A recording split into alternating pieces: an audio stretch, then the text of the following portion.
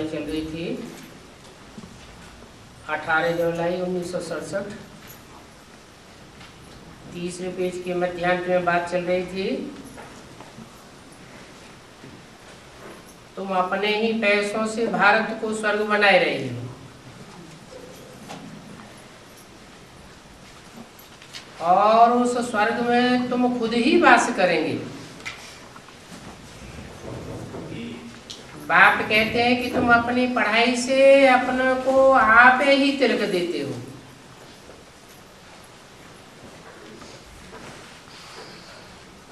गरीब निवाज बाप आए हैं तुमको ऐसी दुनिया स्वर्ग का मालिक बनाने के लिए।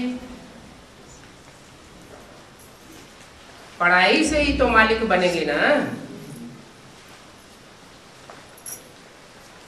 टीचर का तो पढ़ाना धर्म है, कृपा करना, आशीर्वाद करना, ये टीचर को शोभता नहीं। टीचर को सरकार से तनख्वाह मिलती है तो वो जरूर पढ़ावेंगे ही। तुमको बड़ी गवर्नमेंट से वर्षा मिलता है, तुम पहले पढ़ते हो फिर पढ़ाते हो, और जितना पढ़ावेंगे बनावेंगे उतना ही बड़ा मर्तबा मिलता है। तुम पदमपति बनते हो। कृष्ण के पांव में पद्म की निशानी देते हैं ना। तुम यहाँ पर आए हो भविष्य में पद्मपति बनने। अभी पद्मपति बनने की बात नहीं है, भविष्य 21 जन्मों के लिए प्राप्ति है। तुम सभी बहुत सुखी साहूकार बनते हो,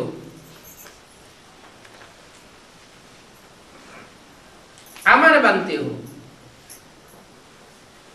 और काल पर विजय प्राप्त करते हो। इन बातों को मनुष्य नहीं समझ सकते हैं। तुम्हारी आयु भी बड़ी हो जाती है, अमर बन जाते हो ना। उन्होंने फिर पांडवों के चित्र ही लंबे चौड़े बनाई दिए। वास्तव में है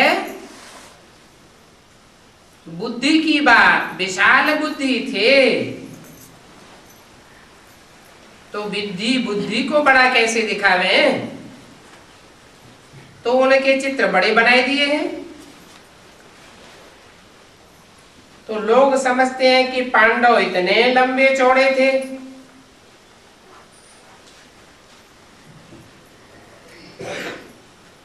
छत इतना ऊंचा पांडवों का चित्र बनाते हैं। अभी पांडव तो तुम हो। तो देखो भक्ति मार्ग की समझाने में और ज्ञान मार्ग की समझाने में कितना रात दिन का फर्क है। मनुष्य कोई जास्ती लंबा चौड़ा थोड़े ही होता है, 6 फुट का ही होता है। ये तो पांडवों के चित्र बहुत लंबे लंबे बनाए देते हैं।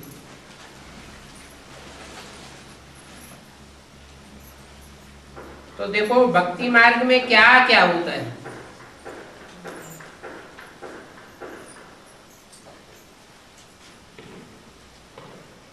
बाहरी दुनिया की भक्ति मार्ग की बात है कि ब्राह्मणों की दुनिया में भी बिना सोचे समझे बड़े बड़े जो चित्र होते हैं उनको पांडव समझ लिया है। ब्राह्मणों में भी जो बड़े बड़े पांडव समझे जाते हैं, बेसिक नॉलेज में बड़े मान मर्तबे वाले लंबे चौड़े दिखाए हैं। है तुम बच्चों की बात, विशाल बुद्धि की बातें है, बात को गहराई से समझने और समझाने वालों की बातें हैं। ये कितने पुराने पुराने चित्र हैं, वो तो जड़ चित्र हैं, और तुम हो चैतन्य चित्र। तुम कितने पुराने पाठधारी हो। पुराने से पुराना चित्र होगा भक्ति मार्ग में,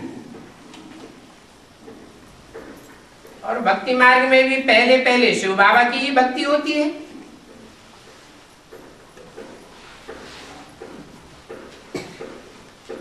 वो तो बड़ा बढ़ावेंगे ही नहीं, पहले शिव बाबा की भक्ति होती है।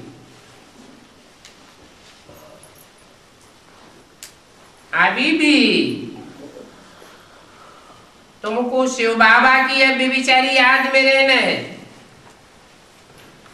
भक्ति भी पहले अभी विचारी होती है, सतो प्रधान होती है, बाद में भक्ति भी विचारी बन जाती है, तामसी भक्ति हो जाती है। तो अब तुमको भी अब भी विचारी याद में रहना है।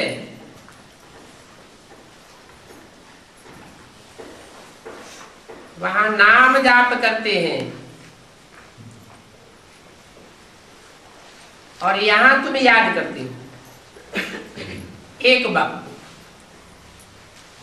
अच्छा बच्चों को गुड मॉर्निंग।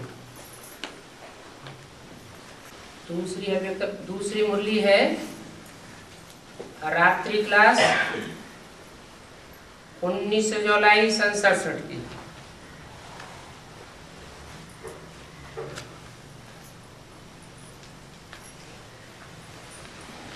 सभी दुनिया में भक्त हैं, परंतु भक्ति को कोई दुर्गति नहीं समझते। अगर अपने को पतित समझते हैं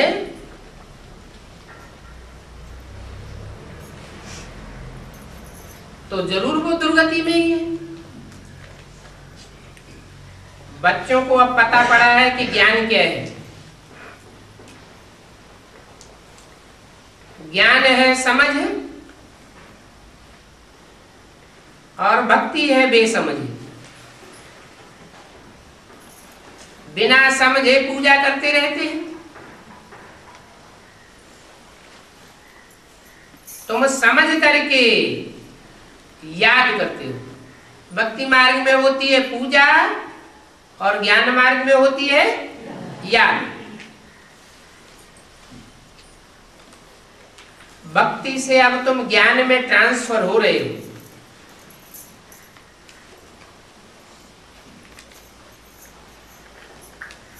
ज्ञान की गहराई में जाते जाते तुम्हारी प्रारब्ध पूरी हो जाएगी।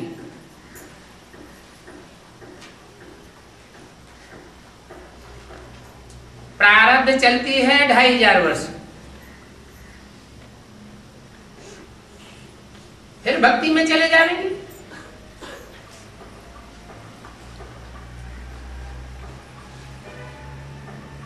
तो कहते हैं ज्ञान, भक्ति और वैराग्य। ज्ञान मिलता है तो भक्ति से वैराग हो जाता है।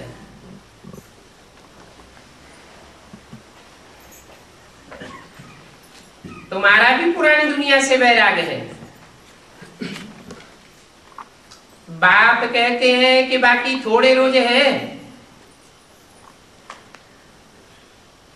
और तुम बच्चे तो आधा कल्प के रोगी हो।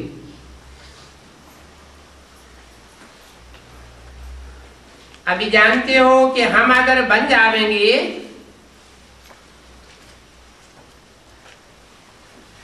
तो बहुत धनवान भी बन जाएंगे। तुम बच्चों को तो बहुत खुशी यही है इस समय संगम पर तुम भविष्य 21 जन्मों के लिए पुरुषार्थ कर रहे हो, और एक ही ये संगम युग है पुरुषार्थ करने का।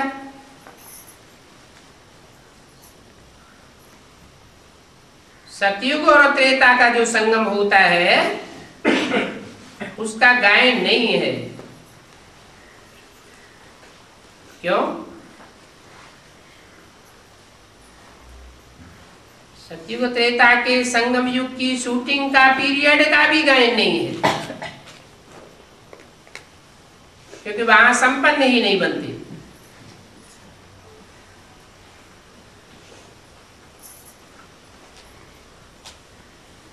कलयुग के संगम में मुद्दा है पुरुषोत्तम बनने का।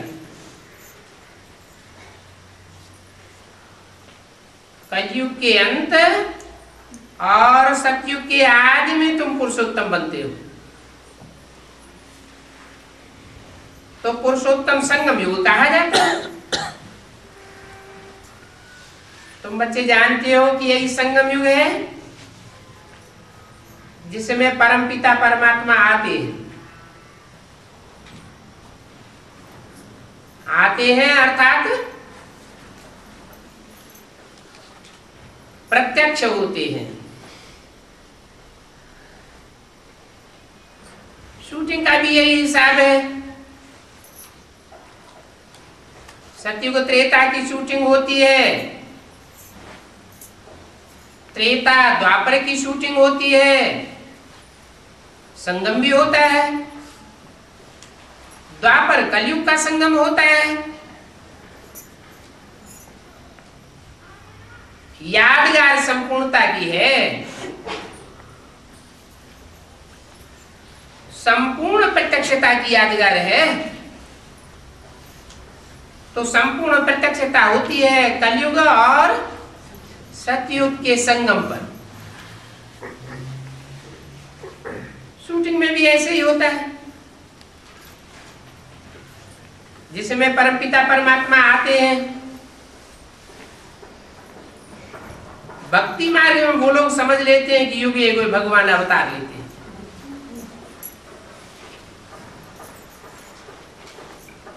अब हर युग में तो आने की बात ही नहीं, अर्थात प्रत्यक्ष होने की बात ही नहीं।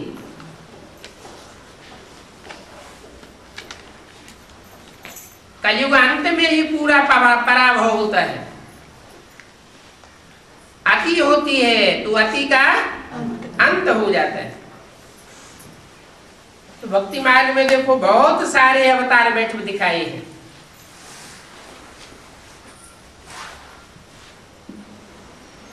वो तो सब फालतू कहानियां ही बनाई गई हैं भक्ति मार्ग की। कैसे कैसे भगवान के रूप प्रत्यक्ष होते रहते हैं। अभी तुम हो ज्ञान मार्ग में, तुमको तो पास्ट का भी पता पड़ा है ना।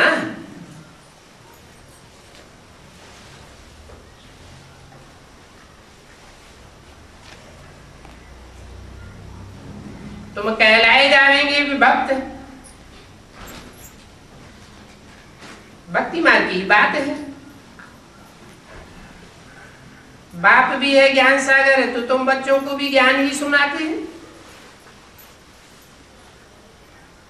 वहां भक्ति मार्ग में है भक्ति ही भक्ति, तो वो शास्त्रों का ही ज्ञान सुनाते हैं। शास्त्रों को ज्ञान समझ लेते हैं।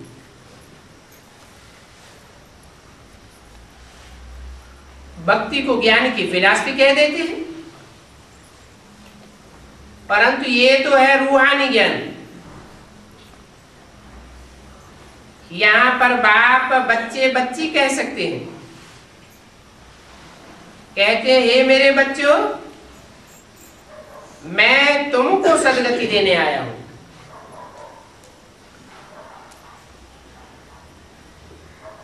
इनको सदगति देने नहीं आया हूं। किनको? ब्रह्मा को, या जो भी नंबरवार नारायण बनने वाली आत्माएं हैं उनको सदगति देने नहीं आया हूं, तुमको देने आया हूं। न इनको देने आया हूं न उनको देने आया हूं। उनको माने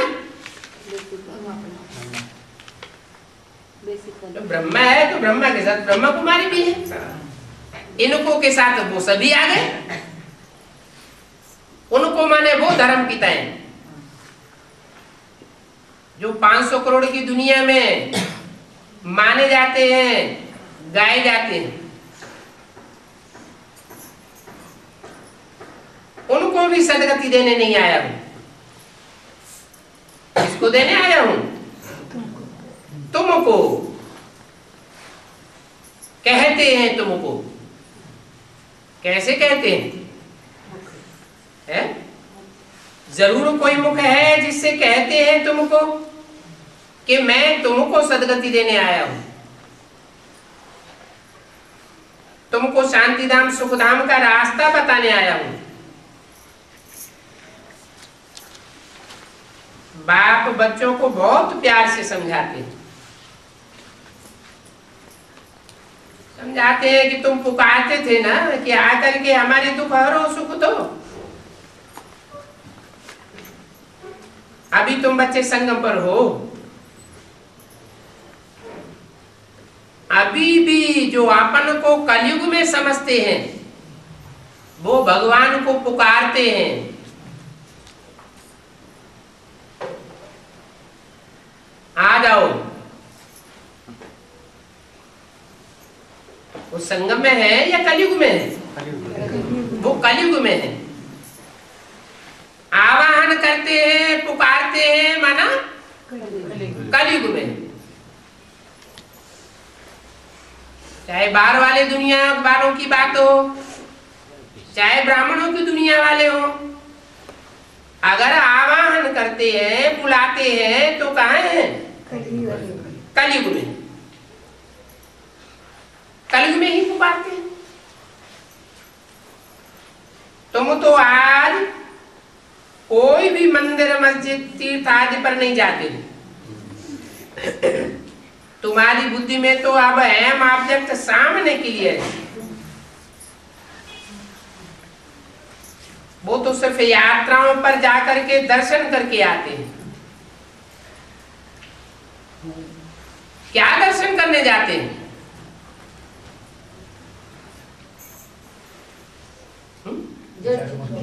जड़ चित्रों का दर्शन करने जाते हैं। तुम्हें तो अब जड़ चित्रों का दर्शन करने की दरकार ही नहीं।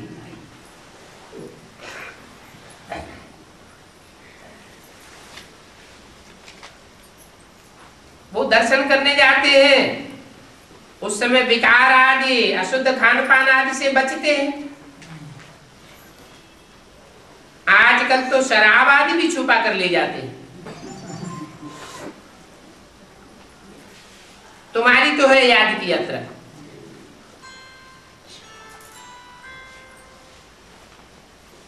शूटिंग कहाँ होती? कैसे?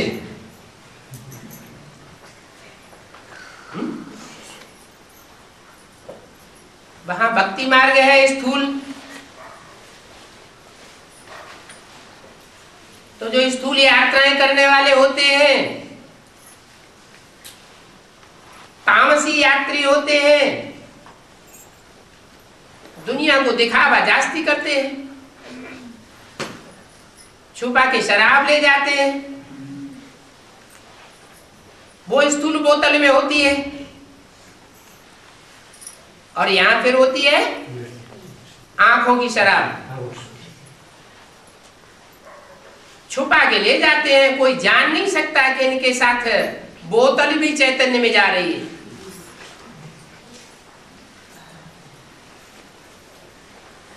तुम्हारी तो याद की यात्रा है। एक को याद करना है। बाप कहते हैं इस याद से तुम सतो प्रधान बन जाएंगे। कौन सी याद से? एक बाप दूसरा न कोई। तमो प्रधान से सतो प्रधान जरूर बनना है। तुम सतो प्रधान थे तो विश्व के मालिक थे।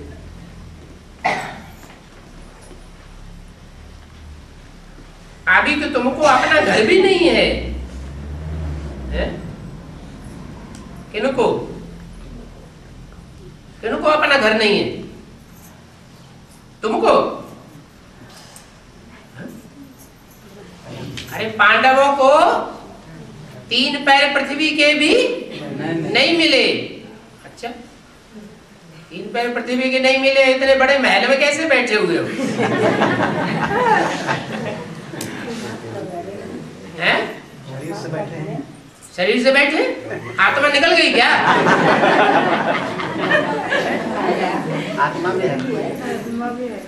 आत्मा भी बैठी है तो शरीर भी बैठा है, लेकिन बोला कि पांडवों को 3 पैर पृथ्वी के नहीं मिले। पांडव अर्थात पंडा बाप के बच्चे। पंडा कौन है? पंडा है शिव बाबा, जो मुकर्रर रथ में आता है। तो जिस मुकर्रर रथ में आता है उसको स्वतंत्रता पूर्वक ज्ञान सुनाने के लिए परमानेंट क्या 3 पैर पृथ्वी के मिले हैं? अभी तक मिले हैं? अभी तक नहीं मिले। तो जैसा बाप वैसे ही बच्चों को बनना पड़ेगा। Full beggar to full prince. सारी दुनिया एक और बाप के बच्चे दूसरी ओर। तो समझो कि कहां तुम विश्व के मालिक थे, और जब बाप के बनते हो तो तुमको अपना घर भी नहीं रहता, फुल बैगर बन जाते हो। जो जो फुल बैगर बनते जाएंगे उनका पार्ट डिक्लेयर होता जाएगा, full beggar to full prince. तन मन धन सब तेरा। सिर्फ कहने के लिए या प्रैक्टिकल में भी होना है? घबराहट तो नहीं होती है।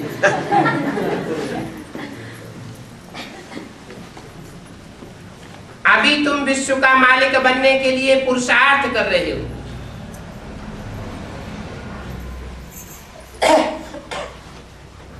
अपने ही तन मन धन से पुरुषार्थ करते हो। कोई से भीख या डोनेशन लेने की बात नहीं है।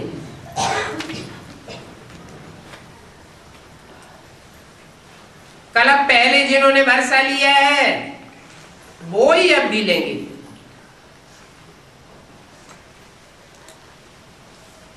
सब नहीं ले सकेंगे। सब माना कौन?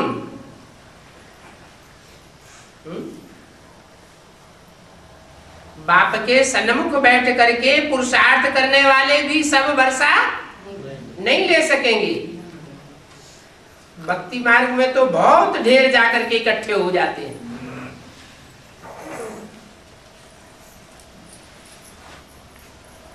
क्यों?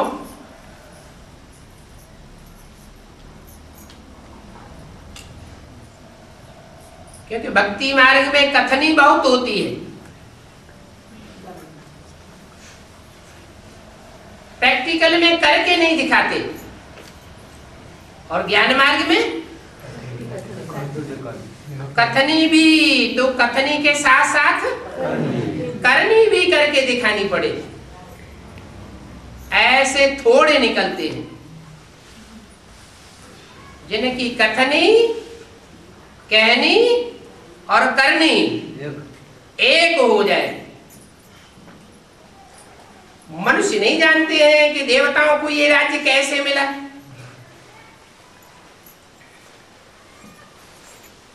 वो देवताएं हैं डबल सिर ताजधारी। कौन कौन सा डबल ताज?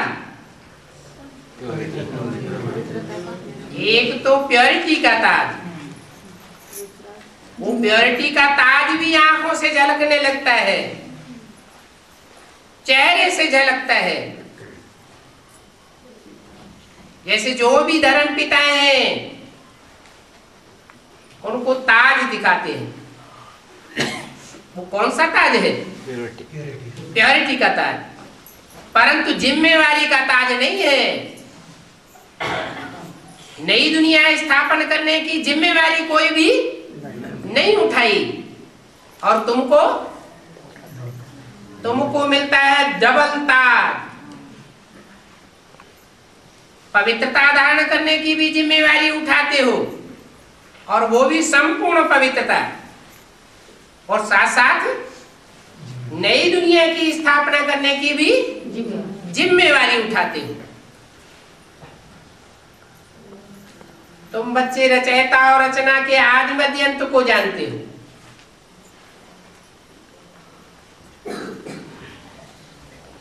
वो भक्त लोग तो नहीं जानते हैं। जानते हैं क्या? नहीं। क्यों? उन ब्राह्मण भक्तों से पूछा जाए कि रचयिता कौन है और रचना कौन है, तो क्या कहेंगे? वो रचयिता किसको कहेंगे?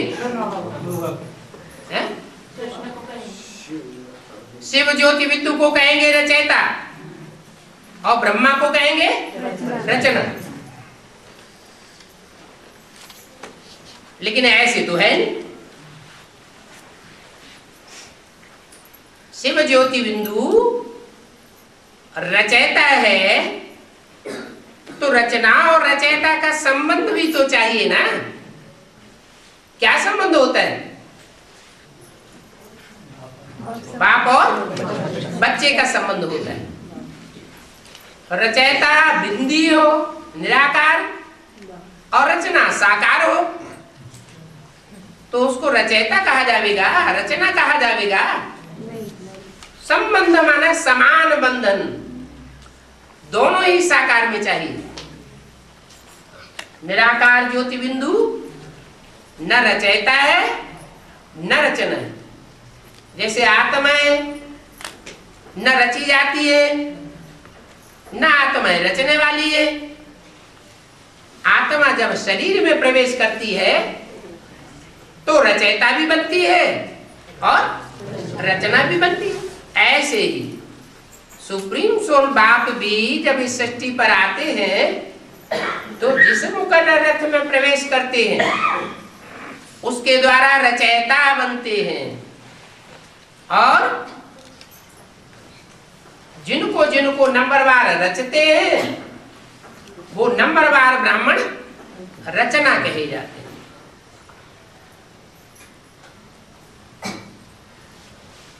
तो तुम बच्चे रचना रचयिता के आदि मध्यंत को जानते हो। इसमें सूक्ष्म वतन की बात नहीं है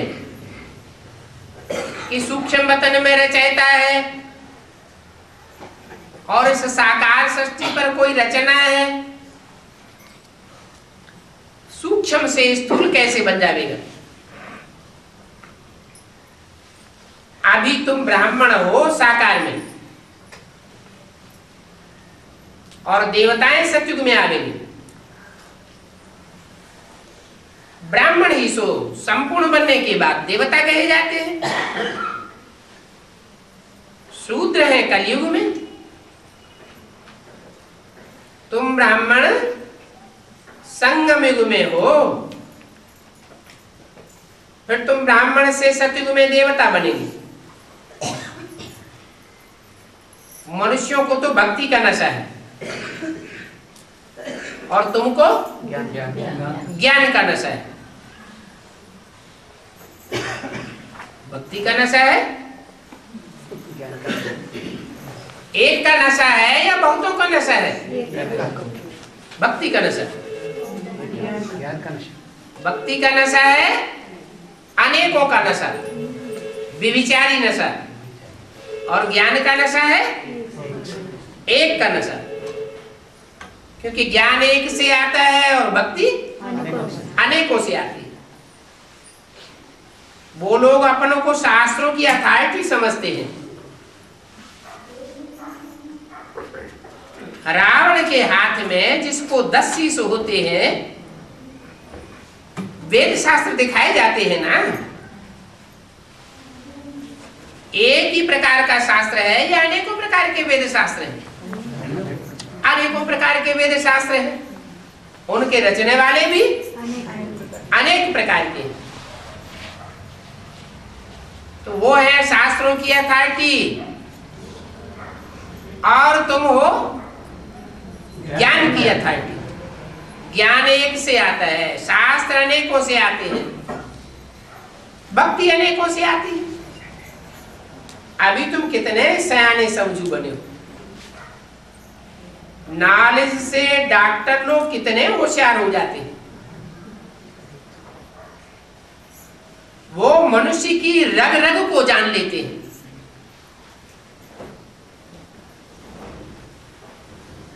बड़े बड़े ऑपरेशन करते हैं। अभी तुम्हारा भी ऑपरेशन हो रहा है। तुम्हारे अनेक प्रकार के रोग हैं। एक जन्म का रोग नहीं है।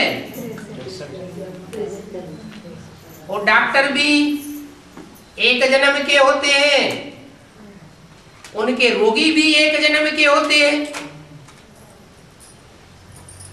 और तुम हो अनेक जन्म के रोगी। वहां सतयुग में तो कोई भी बीमारी आज नहीं होती। वहां न जज होंगे न बैरिस्टर होंगे, कोई लड़ाई झगड़ा मारा मारी ही नहीं होगी।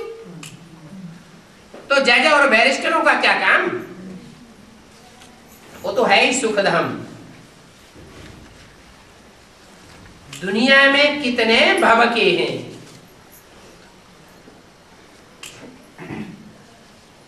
कोई वकील बन करके बैठे हैं भवके से, कोई बड़े बड़े जज बन करके बैठे हैं।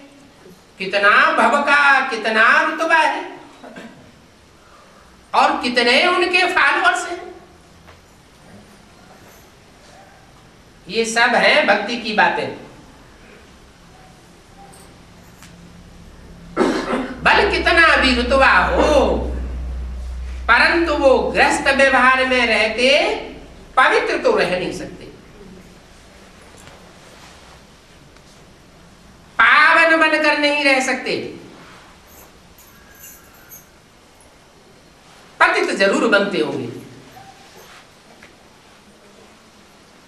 तुम बच्चों के पास तो युक्ति है, कमल फूल समान पवित्र रहने की। क्या? कीचड़ में रहते भी कमल फूल के समान, कीचड़ का एक अंश मात्र भी, बूंद मात्र भी तुम्हारे ऊपर प्रभाव नहीं पड़ता है। प्रभाव नहीं पड़ता है तो लगाव भी नहीं होता है। लगाव नहीं होता है तो बुद्धि का झुकाव भी नहीं होता है। जब बुद्धि का झुकाव किसी और नहीं होगा तो एक शिव बाबा दूसरा न कोई पक्का हो जाएगा। तो तुम्हारे पास ये युक्ति है क्या? घर गृहस्थ की कीचड़ में रहते हुए भी सदा उपराम रहने की। तुम ब्रह्मा मुखवंशावली ब्राह्मण ब्राह्मणिया हो। तुम ही कमल फूल समान पवित्र रह सकते हो। वो बड़े बड़े मर्तबे वाले, बड़ी बड़ी ऊंची पोजीशन वाले दुनिया में बड़े होने का दिखावा कर सकते हैं, लेकिन तुम्हारे समान पवित्र बन करके नहीं रह सकते, पावन नहीं बन सकते। कमल फूल जैसा गृहस्थी फूल और कोई होता नहीं है। वो है जड़ फूल। कौन सा? कमल फूल। उसको कहते हैं किंग फ्लावर। उन कमल के फूलों में भी वैरायटी होती है। कोई श्वेत कमल, कोई रक्त कमल, कोई पीत कमल, काले रंग के भी होते हैं।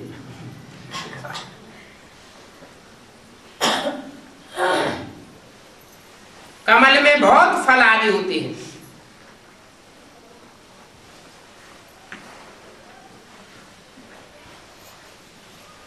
जड़ भी काम में आती है,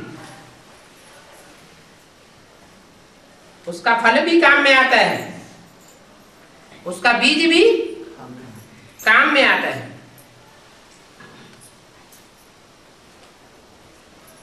पानी में भी रहते हैं।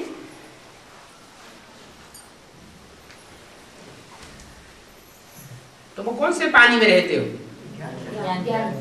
ज्ञान जल में रहते हो। परंतु जैसे उनको स्थूल पानी टच नहीं करता है, ऐसे ही तुमको जो ज्ञान जल है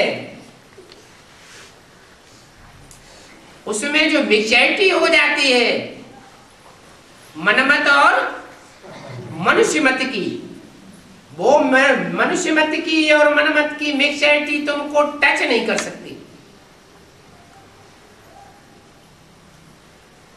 तो भक्ति मार्ग में शो बहुत है, पंप एंड शो भक्ति मार्ग में बहुत है, और ज्ञान मार्ग में पंप एंड शो कुछ भी नहीं है।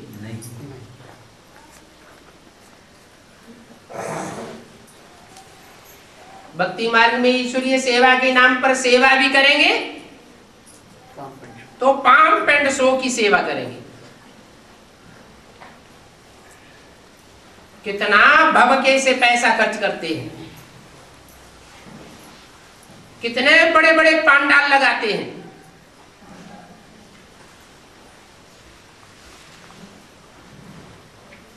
कहां से पैसा आता है? खुद की कमाई का एक एक बूंद लगाते हैं क्या? नहीं। कहां से आता है? चंदा करते हैं, भीख मांगते हैं, भीख मांग के भक्ति करते हैं। तुम्हारे पास तो कोई शोर शराबा नहीं, तुम्हारा कोई खर्चा भी नहीं है, तुम कोई बड़े बड़े मेगा प्रोग्राम नहीं करते हो। यहां तो सिर्फ मुख्य है याद की बात। इस याद की यात्रा में तुम पक्के हो जाएंगे तो वाइब्रेशन के आधार पर सारा कार्य स्वतः ही संपन्न होता रहेगा। तुम निष्ठा और योग अक्षर को भी उड़ाए देते हो कि बैठ करके याद करें। नहीं, हम तो बाबा की याद में बैठते हैं।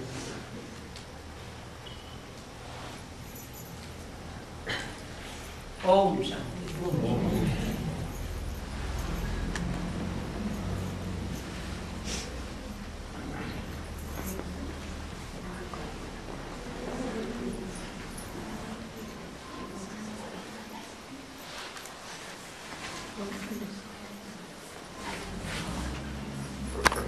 अगला रात्रि क्लास है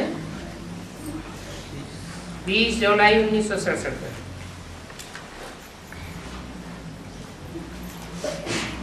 पहले पहले तो समझाने वाला बहुत तीखा चाहिए।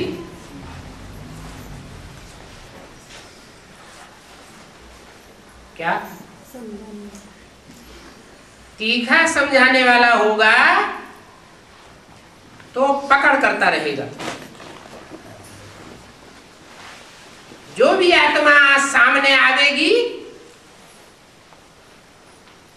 उसकी बुद्धि को पकड़ लेगा।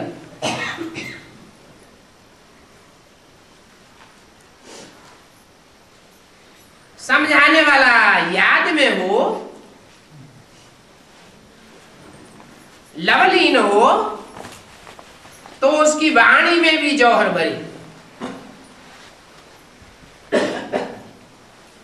जोर क्यों नहीं बढ़ता? क्योंकि एक की याद में नहीं होते, चंचल बुद्धि होती है, व्यभिचारी याद होती है। और ये जो चित्र है गीता का भगवान कौन? गीता का भगवान कृष्ण नहीं है, शिव बाबा है। ये है क्लियर पॉइंट समझाने की। क्लियर करके समझाओ, मोटा मोटा ऊपर ऊपर समझाए देवेंगे। जैसे चित्र बनाई दिया है उन ब्राह्मणों ने, तो कुछ भी समझ में नहीं आएगा। चित्र बनाने वालों की समझ में भी नहीं आता, समझाने वालों की भी समझ में नहीं आता, और दुनिया वाले तो फिर समझेंगे ही नहीं। पहले तो समझाने वाला तीक्ष्ण बुद्धि चाहिए। गीता का भगवान शिव कैसे है, कृष्ण क्यों नहीं है?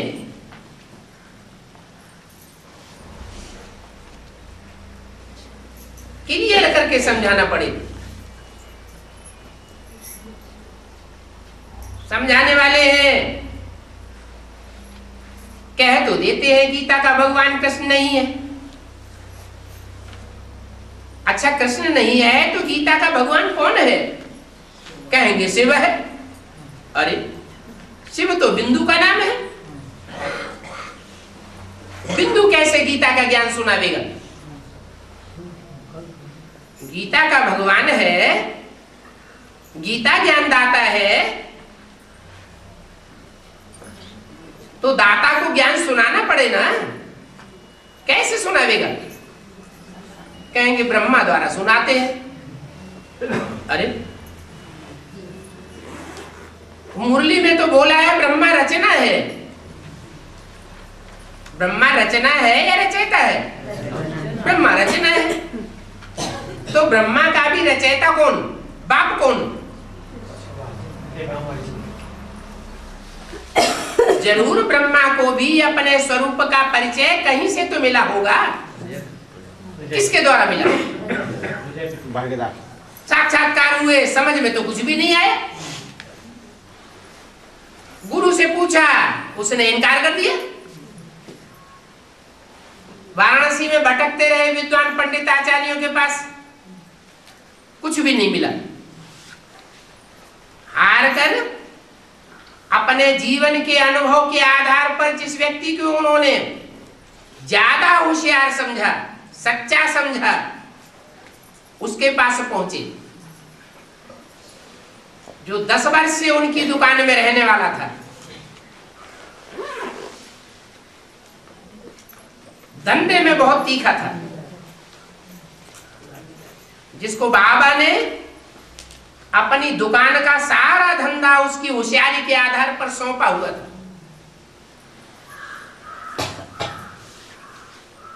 हिस्सा बनाई दिया, सारी मेहनत तुम्हारी और धन सारा हमारा, दुकान हमारी। तो ऐसे ही सौंप दिया होगा क्या? होशियारी देखकर सौंपा होगा ना, सच्चाई देखकर ही सौंपा होगा ना।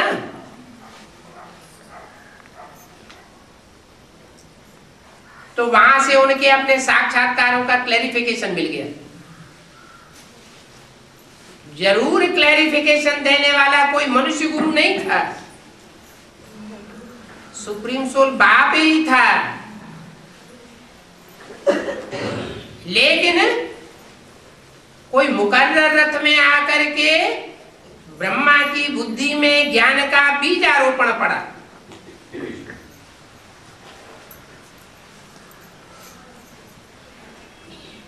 पहले ओरिजिनल ब्रह्मा चाहिए,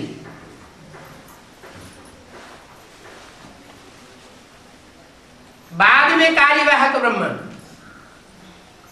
टाइटिलधारी ब्रह्मा। ओरिजिनल ब्रह्मा कौन था? जिसके लिए मुरली में बोला ऐसे ऐसे बच्चियां थी जो मम्मा बाबा को भी ड्रिल कराती थी, टीचर हो बैठती थी। इनमें शिव बाबा बैठकर डायरेक्शन देते थे।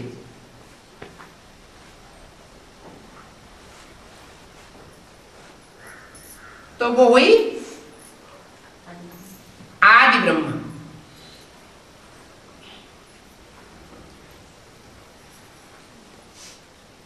उन रचयिता माता पिता से पढ़ाई पढ़ करके बाद में ब्रह्मा को ये पक्का हुआ कि मैं इस समय संगम युग में ब्रह्मा का पार्ट बजाने वाला हूं और भविष्य सतयुग में कृष्ण बनने वाला हूं। ये दुनिया जाने वाली है, भस्म होने वाली है, नई दुनिया आने वाली है। विष्णु चतुर्भुज का भी साक्षात्कार किया।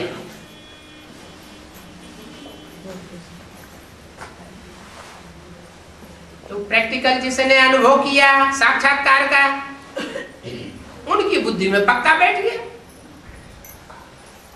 साक्षात्कार के आधार पर। बौद्धिक तीक्ष्णता के आधार पर ये पक्का नहीं बैठा।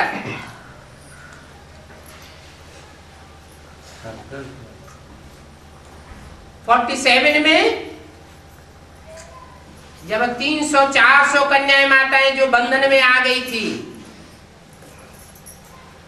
हिंदुस्तान पाकिस्तान का अचानक लड़ाई झगड़ा शुरू हुआ, मारा मारी खून खराबा शुरू हुआ, तो कन्याएं माताएं सब भाग खड़ी हुई और कराची में उसी बंगले में पहुंच गई जहां ब्रह्मा बाबा जाकर पहले से बैठे हुए थे। बस बाबा को नशा चढ़ गया। उनके मुख से वाणी चलने लग पड़ी, हिम्मते बच्चे मददे बाप बढ़ गया। कराची से मुरली निकलती चली आई है। कराची से लेकर 68 तक मुरली चलती रही। कितने साल चली?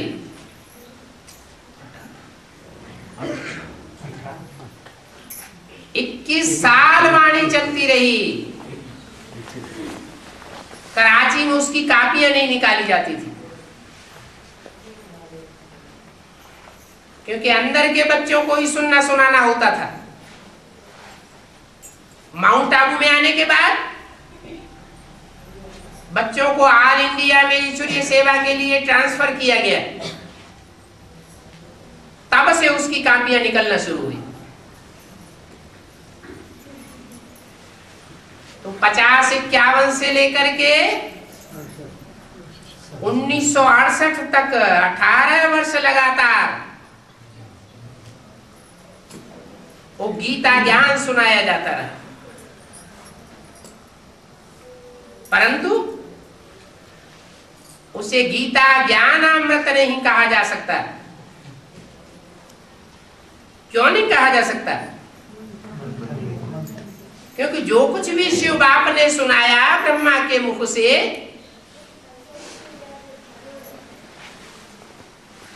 वो ब्रह्मा की समझ से बाहर था। सुनाने वाला मुख ब्रह्मा का ही था, लेकिन ब्रह्मा को टाइटल क्या दे दिया? ये ब्रह्मा जैसे बेबी है। क्या बेबी था दाढ़ी मूंछ वाला? बेबी तो नहीं था, अर्थात बुद्धि से बेबी बुद्धि जैसा था। जितना शिव बाप ने सुना दिया उतना सुन लिया, उसके अर्थ की गहराई का उनको कोई पता ही नहीं। इसलिए बताया कि ब्रह्मा कहो कृष्ण कहो, बात एक ही है। कृष्ण की आत्मा अंतिम जन्म में ब्रह्मा का नाम रूप धारण करती है वो ब्रह्मा रचना है लेकिन रचयिता नहीं है। उस ब्रह्मा को भी रचने वाला रचयिता साकार में कोई दूसरा था,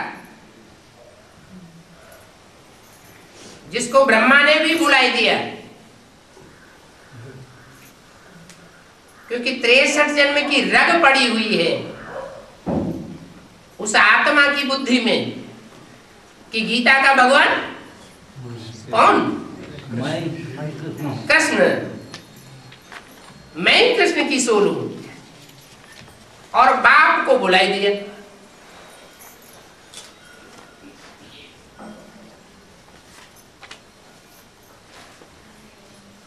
उस मुरली में बाद में फिर क्या अंतर हुआ? पहले लिखा जाता था शिव बाबा याद है, और बाद में शिव बाबा याद है से पहले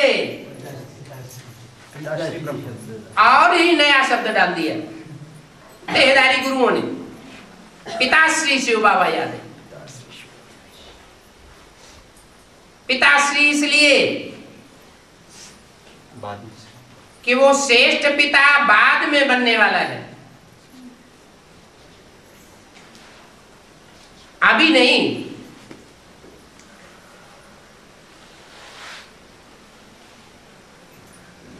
अभी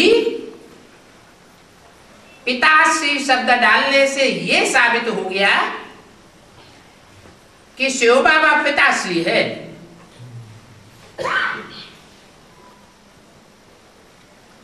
तो ब्रह्मा को जैसे टाइटल मिल गया गीता के भगवान का।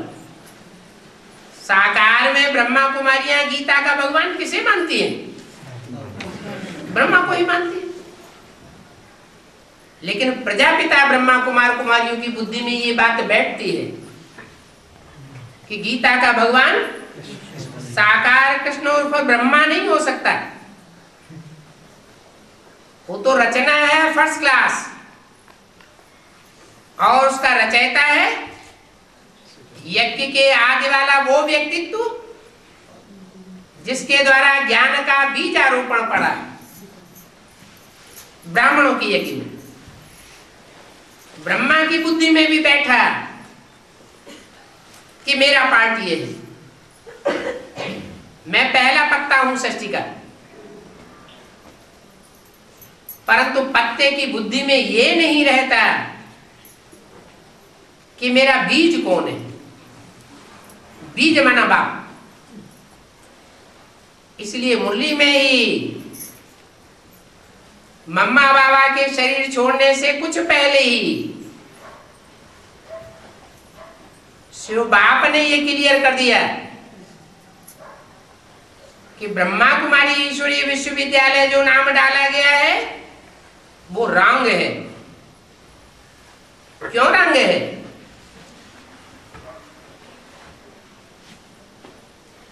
क्योंकि वास्तव में इस संस्था का फाउंडर ब्रह्मा नहीं है। फाउंडर कौन है? यज्ञ के आदि वाला वही व्यक्तित्व जिसमें परमात्मा शिव ने प्रवेश करके ज्ञान का बीज उन माताओं और ब्रह्मा की बुद्धि में डाला था। इसलिए तुम बच्चों को ब्रह्मा कुमार कुमारी अपने को नहीं लिखना चाहिए। क्या लिखना चाहिए? प्रजापिता ब्रह्मा कुमार कुमारी। परंतु शिव बाप की वाणी को ब्रह्मा ही नहीं समझ सके तो ब्रह्मा कुमार कुमारी कैसे समझेंगे? आज तक भी अपने नाम के आगे कौन सा टाइटल लगाते हैं? ब्रह्मा कुमार, अम्मा कुमार। जैसे बाप का अभी भी पता नहीं। और तुम बच्चों को तो पता है। क्या पता है? कि हम अकेले अम्मा के बच्चे नहीं हैं, हम माँ और बाप दोनों के बच्चे हैं।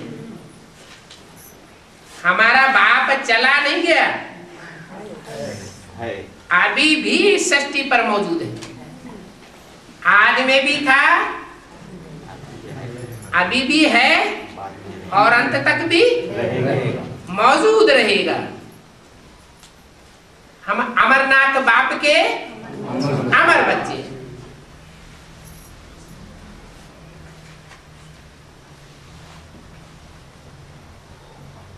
तो तुम जानते हो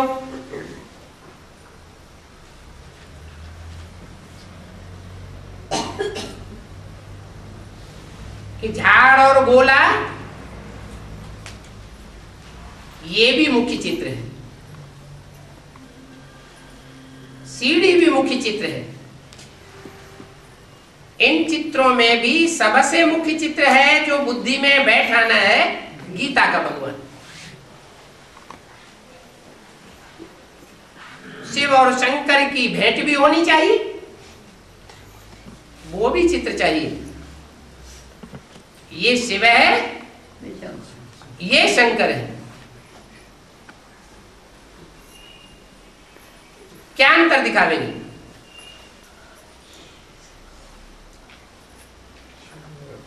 शिव है निराकार ज्योति बिंदु का नाम, और शंकर है आकारी स्टेज में रहने वाले देवता का नाम। आकारी स्टेज अर्थात मनन चिंतन मंथन की स्टेज। शिव रचयिता है किस रूप में, और शंकर रचना है। ब्रह्मा विष्णु शंकर भी क्या है? रचना है। किसकी रचना है? शिव बाप की रचना। शिव बाप ज्योति बिंदु है या साकार?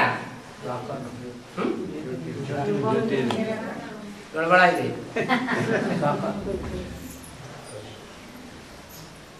शिव रचयिता और ब्रह्मा विष्णु शंकर रचना। रचना को हाथ पांव नाक आंख कान दिखाए गए हैं, और शिव रचयिता को हाथ पांव नाक आंख कान नहीं दिखाए गए। क्या मतलब हुआ? निराकारी माने सिर्फ बिंदु नहीं दिखाया है, क्या दिखाया है? लिंगाकार दिखाया गया। लिंग माना साकार तो है, लेकिन इंद्रियों का जैसे भान नहीं है।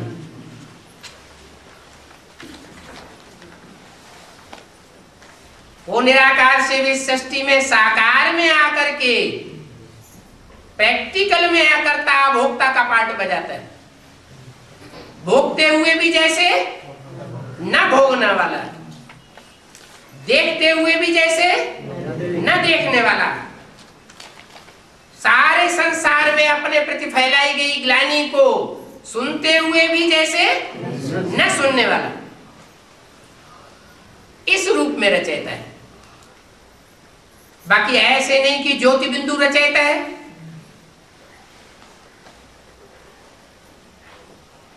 शिव अकेला नहीं आता है, किसके साथ आता है? तीन मूर्तियों के साथ आता है। एक मूर्ति भी नहीं, दो मूर्ति भी नहीं, आदि में तीनों मूर्तियां मौजूद थी।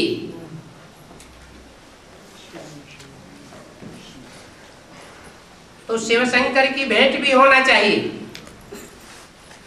शंकर रचना है तो जरूर रचयिता को याद करता होगा। शिव शंकर में खास अंतर क्या है? शिव तो ज्योति बिंदु स्वरूप है, और शंकर को चित्र में सदैव याद में बैठा हुआ दिखाया जाता है। किसकी याद करता है? जरूर कोई उससे ऊंचा है, उसी को याद करता होगा ना। तो बस इतने चित्र काफी है, मुख्य मुख्य चित्र हो। और राम राज्य रावण राज्य का भी चित्र हो। चित्रों पर अच्छी रीति समझाना चाहिए। भक्ति मार्ग के गुरु लोग जो कि भारतवासियों को डुबोते हैं, उन से भारतवासियों को छुड़वाना चाहिए।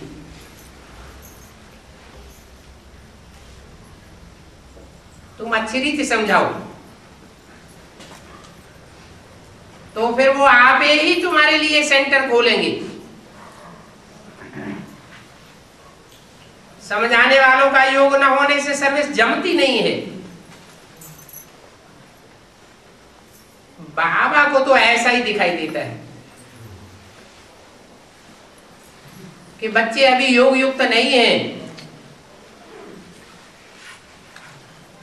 बच्चे बड़े अच्छे चाहिए। उस अच्छाई में याद की यात्रा ही मुख्य है।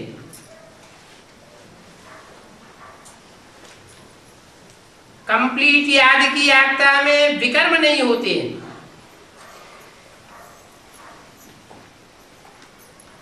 ये आंखें बहुत धोखा देने वाली है। बल कोई महारथी भी है तो भी कहेंगे नंबर 1। फिर ऐसा भी नहीं है कि कोई इसी समय संपूर्ण बन चुका है, नहीं। संपूर्ण कर्मातीत बन जावे फिर तो ये शरीर ही नहीं रहेगा। क्या होगा शरीर का? उड़ जाएगा का? है? शरीर नहीं रहेगा, माना शरीर का अटैचमेंट संपूर्ण खलास हो जाएगा। निराकारी, निर्विकारी, आत्मा निरहंकारी का अनुभव होने लगेगा। देह का भान खत्म हो जाएगा। अच्छा, ओम शांति।